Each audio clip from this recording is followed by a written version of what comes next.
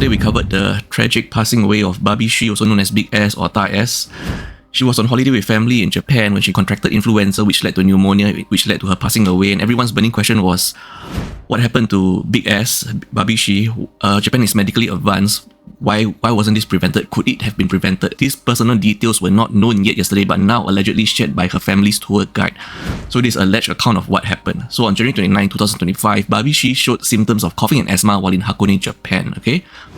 On January 30th and 31st, Barbie Shi stayed in her hotel to recuperate, not venturing out. However, her symptoms worsened, so on January 31st, she called for an ambulance and she visited a hospital in Hakone, but the doctor was not able to give her a diagnosis. So she has to return back to the hotel that night. The next day, which is the fourth day of her symptoms, on February 1st, 2025, accompanied by family, Barbie Shi visited a small hospital in Tokyo. Note, this is now her second hospital visit. Yet again, the doctor in the second hospital was not able to give her a diagnosis. Instead, she was referred to a larger hospital. So still on February 1st, 2025, she then visited a third larger hospital where she was finally diagnosed with influenza and given medication but not hospitalized. She went back to rest, but on the night of February 1st, 2025, her condition worsened, leading to another ambulance call.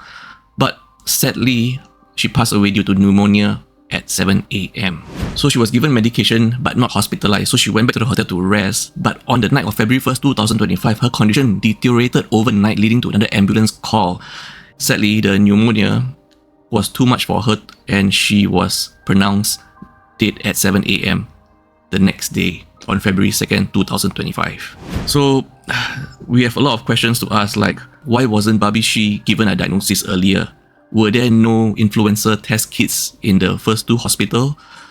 Was there some sort of language barrier while she was visiting the doctor? What do you think? Do you think this could have been prevented, considering that Barbie Shi did want to recover? She made the attempt to visit hospital, but then only at the third hospital visit was she finally diagnosed with influenza, and it might have been too late by then. It was already the fourth day of her symptoms and she was already suffering for the past 4 days.